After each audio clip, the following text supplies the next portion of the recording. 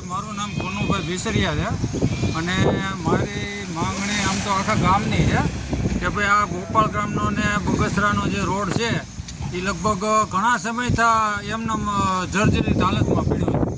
અવારનવાર ધારાસભ્યને બધાને રજૂઆત કરી છે પણ હવે કાંઈ થતું નથી ને આ રિક્ષાનો ધંધો હું કરું છું।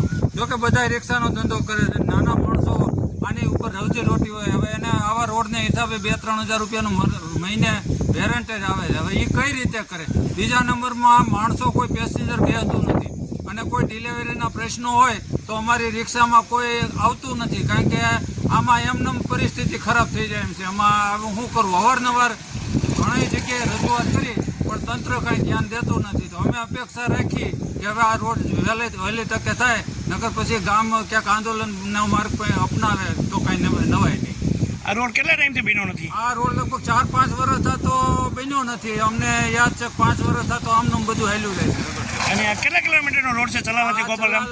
ગોપાલગામનો 7 કિલોમીટરનો રોડ છે અને બગસરાનો રોડ 20 કિલોમીટરનો થાય। બધો રોડ ખરાબ છે? બધો રોડ અહીંથી આમાં